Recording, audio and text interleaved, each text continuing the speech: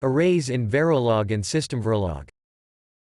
A variable is defined as a fixed-size array, by adding the size of the array in square brackets while declaring it.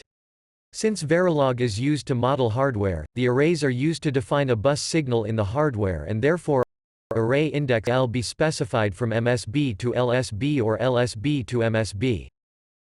An example is here, bit a, 7 down to 0, will define the variable a as an array of width 8. If the array is not used to define a bus, you can use the size directly, instead of the index, like bit a, of 8.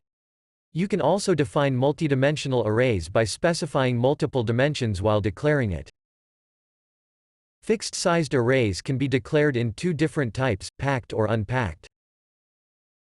If the array size is given on the right-hand side of the variable, it is an unpacked array. If it is on the left-hand side, it is packed array. Thus here the variable a is an unpacked array of bits, and here it is packed array. The difference between those is, in memory allocation. In case of a packed array, an 8-bit array will be assigned with 8 packet bits. That is, it is guaranteed that the variable is assigned with 8 continuous location in the memory.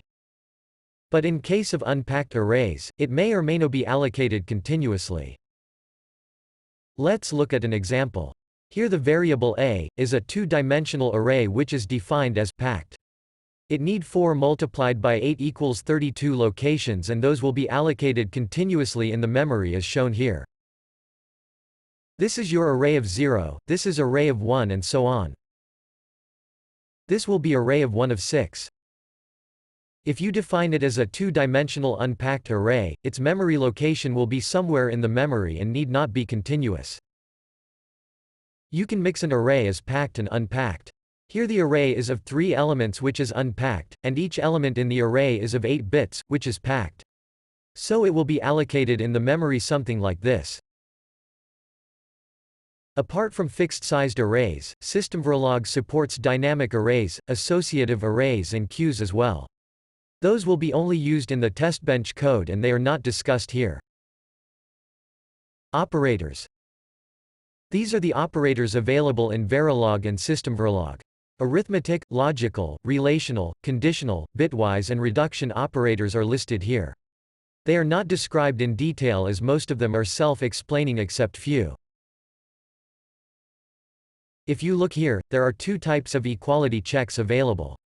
The first equality and inequality checks are similar to other programming language like C with two equals sign.